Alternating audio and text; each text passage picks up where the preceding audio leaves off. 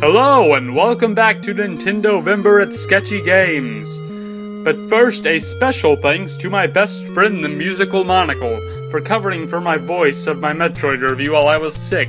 I honestly don't know what I'd do without you, brother. So today, we'll be reviewing The Legend of Zelda, a game that started the franchise which I would consider to be my favorite game franchise thus far. The story of The Legend of Zelda is pretty straightforward. You play as Link, the hero who has set out with his trusty sword to gather the pieces of the Triforce so you can go rescue the Princess Zelda from the evil King Ganon. That's it.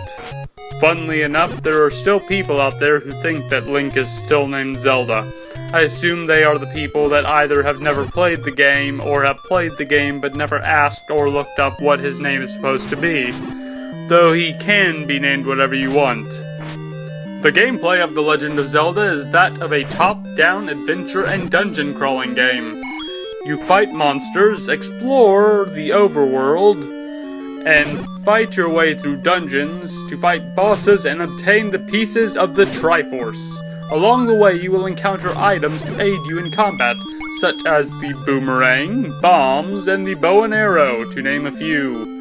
This is also the very first Nintendo game to feature a save feature. One that didn't require you to write down or memorize a password. A very nice addition that has stuck with the series over the years and has worked its way into pretty much every other Nintendo franchise. The visuals, as stated in the Metroid review, are somewhat impressive for making 8-bit art that actually resembles something that's vaguely recognizable, but nothing more. The soundtrack is pretty nice. Though repeated a lot, never quite reaches annoyance levels.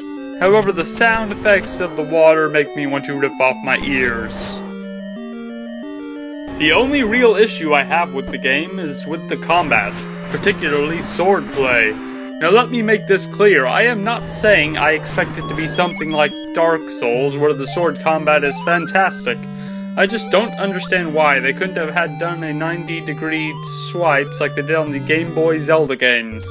I know it was within the hardware capabilities, but considering this is the first title in the franchise, I guess they just didn't think about it.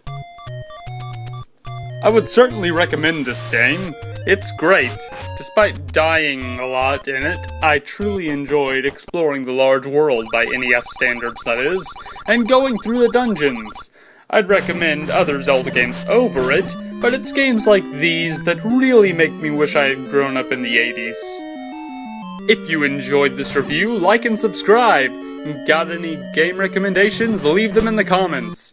Come back Thursday when I review Zelda 2, The Adventures of Link. This has been Zelda... Linkonair.